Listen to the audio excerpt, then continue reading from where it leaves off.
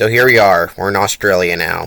This is actually one of the least talked about Disney movies because it's such a strange movie to even make. It's a sequel to The Rescuers, a film that not many people even talk about to begin with. And not only that, it's the first full-length sequel made by the actual studio themselves, not direct-to-video or anything like that. For how little appeal The Rescuers really has as a franchise, Disney was for some reason obsessed with them during this time. As a matter of fact, the Chip 'n Dale Rescue Rangers TV show was originally going to be the Rescuers TV show. That's why it's called Rescue Rangers. I'm glad it didn't turn out that way, because it probably would have been a lot worse. And you can thank this movie for making that happen, because it's the only reason why there wasn't a Rescuers TV show. They're doing a movie, so they didn't have a reason to do a TV show. Now, this makes it seem like I don't like this movie, but this movie's actually fine. It's just fine. The most interesting thing about this is the first Disney movie to ever be using the CAP system, which was something developed by Pixar, who we'll get to a little later, I guess, in this retrospective, not in this video. This system allowed for coloring to be done digitally and a lot faster, meaning there's a lot of new techniques you can use, better interfacing with CGI as well as multi-plane cameras, and it makes some shots look pretty good. Like, we'll talk about this eagle thing as part of it, because it does look pretty good. In fact, this film looks nice, but overall it's not the most interesting film to look at for the most part. There's some good shots here and there, animation's fine, but nothing stands out than the one eagle scene, to be honest. So yeah, the film looks a lot better than the original Rescuers, that's for sure. But the plot and characters are just kinda, not bad, but not great.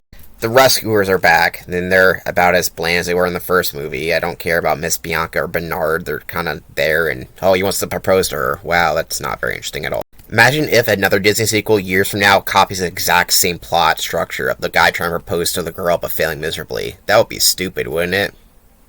Foreshadowing. And that's really all these two characters really do, because in the main plot things, they are pretty much useless, other than his ass getting shown there. But if you like continuity between voice actors, they had the same voice actors the last film, so that's nice. They're so boring they had to add another mouse to make their dynamic more interesting. This is the Australian guy, and he's pretty cool. I like him, I forgot his name, though he wasn't there for that long. Most of the movie is the villain guy torturing this dumb blonde kid, who's really stupid, by the way. He gets outwitted by a guy who has a third-grade education. It's not my words, he says it himself. And I actually like this villain guy, he's pretty funny. He's not the greatest villain, but he is entertaining.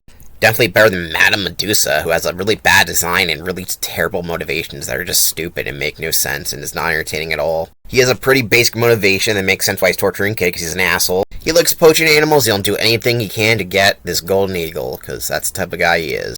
And that's pretty much most of the movie. It's kind of uninteresting for the most part. There's not a whole lot of plot going on, just a guy torturing a kid, and there's mice every now and then not doing a whole lot of anything. And for some reason, there's this little lizard guy who's fucking annoying as shit, and I really hate this guy, and I'm glad he's very little presence in the movie, but he sucks.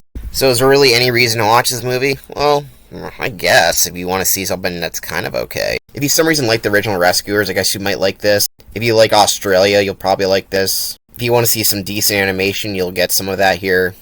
It's an overall nice, but kind of inoffensive and not really interesting film, to be honest. This film won't make you cry, this film won't challenge you, it will just be, basic white noise for your little kiddies, and I guess that's all not too bad, but, it could have been much better, in my opinion. This film does have one bonus, is that they have a new Albatross character, whose name is Wilbur, I think. Oh, the last guy was Orville, something like that. Pretty funny, I guess, and he's voiced by John Candy, and John Candy is good in anything, even if he doesn't have much presence in this film. Like, this guy just flies him there, and then he goes to the hospital room, and that's pretty much all he does throughout the entire film.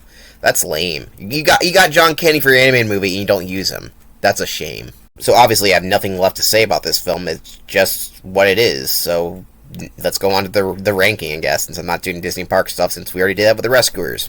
For the ranking, I'm putting this film into C tier out of 7, lower part of the C tier there, obviously. I'm honestly very confused why they even chose to do this movie. Like, I don't understand it, I couldn't find much information on that, but I thought it was a really bad decision for them, because it didn't do very well. It doesn't matter in the long run, because the next film made up for that, and the next film after that would also make up for it, and so on and so forth. But yeah, it's the weirdest part of the Renaissance, because it definitely is part of it, as the animation style, but it doesn't feel like a decision made before it. And yeah, we won't be seeing a movie like this for a while. Or just a very odd decision. Or a sequel. We won't be seeing our sequel to not 2000 or 1999, something like that. Anyway, so that's all I had to say about this movie. So let's go on to the other ranking I can do, which is the villain, because there's no songs in this movie, and there's no princesses to rank. So there we go. For a villain, his name is McCleek. Perseus C. McLeek, something like that. Anyway, he's an Australian guy. He has a pet lizard named Joanna. Joanna. And, yeah. He's stupid, but he's fun to watch, at least. He's not terrible, but he's not, like, the top of this cream of the crop villain. He works for what it is. He's entertaining. He's better than Madame Medusa, who's an F tier now there, fucker. And, yeah.